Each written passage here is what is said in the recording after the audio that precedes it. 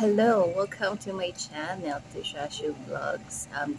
This is Sharon po sa mga nagagawin sa aking channel. Thank you very much po for watching. At sa mga bagong gawin lang po, please don't forget to support my channel by subscribing. Ngayong araw na po ito, ang aking katanungan na napili. Ito ay nabasa ko po sa comment section. Galing kay Zari-IU1IV.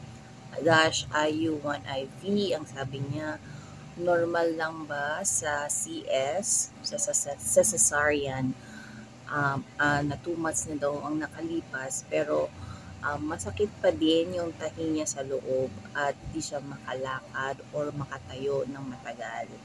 So, yun. So, yes, for CS kasi, usually talagang matagal yung paghilom.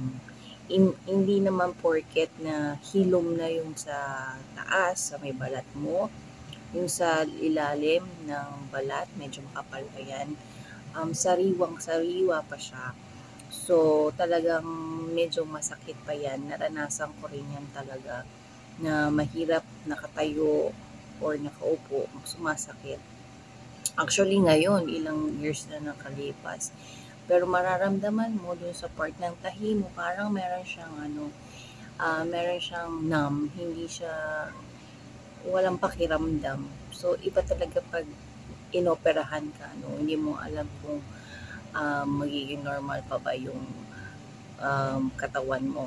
Pero, yes, in your case, very normal po yung ganyan, 2 months pa lang. Ang sabi sa akin ng OB, ang mga CS ay mga 1.5 years bago maghilom totally.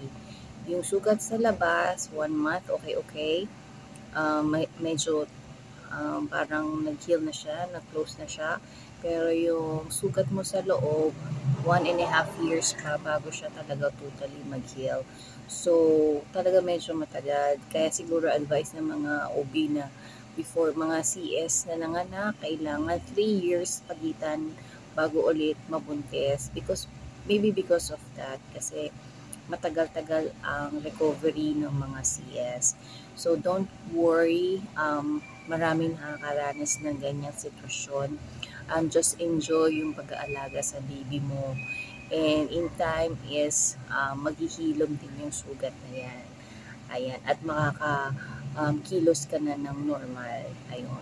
So, thank you very much sa iyong tanong. Sana nasagot ko kahit pa paano based on sa aking experience. And sa lahat ng mga nanonood, please don't forget to subscribe to my channel. Thank you very much. You have a good day. Bye! Hi mga mommies and sis! Meron po akong iaalok sa inyo, period tracker. This po ay nakakatulong if gusto niyo pong mabuntis or ayaw niyo pong mabuntis. Kung gusto niyo pong mabuntis, meron po dito mga instruction or guide paano po gamitin. Meron po dito, malalaman niyo yung dates kung kailan pwede kayong mag-do para mag-conceive kayo. Alam niyo kung kailan kayo mag-ovulate. Doon naman sa mga sister or mommies or mga babae na ayaw munang mabuntis, it will help you to know kung kailan kayo safe makipag-do, para malaman nyo kung kailan kayo hindi pwede or pwedeng makipag-do para maiwasang mabuntis. So, meron po yan instruction sa loob. So, this is only for 18 pesos. So, very handy po siya. Pwede siya sa wallet or sa bulsa.